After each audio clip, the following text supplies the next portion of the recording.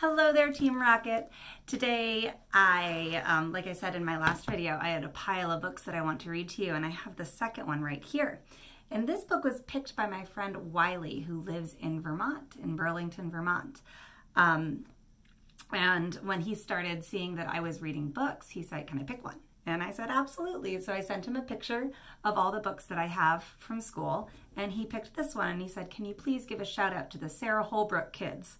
So shout out to the Sarah Holbrook kids and Team Rocket as we read Bippity Barbershop by Natasha, Anastasia, Tarpley, and the illustrations are by E.B. Lewis. This is a longer book, but it's a great book about a kid's first haircut. Bippity Barbershop. Early Saturday morning, Daddy comes to wake me up with our secret knock. Bippity bop, bippity bop. "You up, little man?" Daddy pokes his head into my room. "I'm up," I said excitedly as I jump out of bed. I can hardly wait. I'm going to get my first haircut at the barber shop today. Mama and my sister Kiana are still asleep. Daddy and I have the house all to ourselves. Quietly, Daddy and I dress in matching blue jeans and gym shoes, and we head outside. We turn onto Main Street, and we stop at Jack's Sweet Shop. Daddy orders a gooey cinnamon roll and black coffee and a glazed donut and chocolate milk for me. Miles is getting his first haircut at the barber shop today, Daddy tells Mr. J. "Is that so?" Mr. J asks, leaning over the counter. I nod yes. "This calls for a celebration. I'll make your milk a double." Mr. J pours chocolate milk into a tall cup. "Be brave, little man," he says as he hands it to me. We eat as we walk. Up ahead, I see the green and yellow awning and the white letters on the window that say Seymour's Barbershop. Next door is a short white barber's pole. It has red stripes which curl and swirl around it like strange fish swimming in a sea of white. And there's Mr. Seymour. He's in the window with his wild gray hair, dusting off his big, shiny chair. Mr. Seymour has been Daddy's barber since Daddy was a kid like me. And now he'll be my barber too. Inside, the shop is crowded.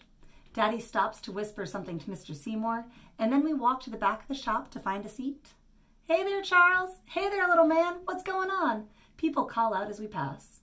"First haircut?" one of the men asks me. I nod yes. "Nothing to it," he says. "Just gotta be brave." All these people telling me to be brave, but I don't know exactly what they mean. "What does brave mean, Daddy?" "It just means that you're not afraid," Daddy says. When we sit down, I practice being brave. As Daddy and I wait our turn, we watch two men playing checkers. Slap! One of the men slams his checker down on the board. "King me!" he shouts with his arms raised high. Another group of men is clustered around the television at the back of the shop watching a basketball game. "Come on, man, shoot the ball. What are you waiting for? Pass it, pass it. Foul, that was a foul. The ref must be blind. Whew, that boy can fly." One man cheers when his favorite player makes a basket.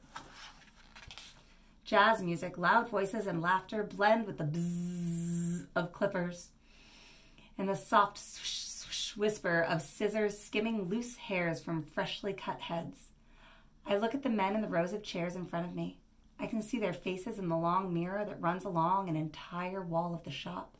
The man in Mr. Seymour's chair is getting his head shaved. "Take it all off," he says. A patch of sunlight gleams right on top of his bald head. Another man has long, thick dreadlocks. He's getting a shave with a straight razor. When he leans all the way back in the chair, his locks almost touch the floor. The next man is getting his hair cut low all around. The clippers go back and forth, dipping and gliding across his head, making smooth waves that ripple through his hair. In the last chair, there's a kid, a little older than me, getting his big curly afro trimmed. "Just a little off the sides," he says. But none of these styles I see look like me. After a while, Mr. Seymour points towards Daddy and me and calls my name. Me? I look at Daddy and then at Mr. Seymour and then at Daddy again. "You go first, Miles," he says, and he pats me on the shoulder. "Be brave, little man." I can hear my heartbeat in my ears, and my knees feel wobbly, but I stand up and walk over to the chair. Mr. Seymour helps me up. The chair is so high, and then he drapes the big, wide cape over me to catch the loose hairs. "What style would you like for your first haircut, little man?" Mr. Seymour asks. I shrug my shoulders. I don't know. Mr. Seymour shows me a poster hanging on the wall with pictures of all kinds of different styles. But I still don't see anything that looks like me. I take one more look around the shop when I see Daddy. I know right away which style I want. Cut low on top and shaved clean around, just like his. I whisper to Mr. Seymour, and he goes to work. Mr. Seymour takes out his pick. He picks my hair until it's fluffy and stands up high, and then with his scissors, he begins to cut my hair, just like Mama used to do at home. But when he finishes with the pick and scissors, I hear him turn the clippers on. My heart starts beating fast. Will the clippers hurt? What if Mr. Seymour accidentally cuts off my ear? The loud buzzing noise is coming closer, and then I feel a tickle creeping up the back of my head. I get so scared I duck down low as I can go in the chair, and I throw the cape over my head.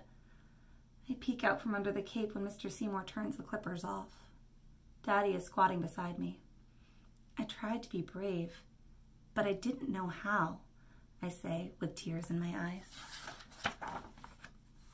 You know, I was scared when I got my first haircut, Daddy said, and he wiped my tears away.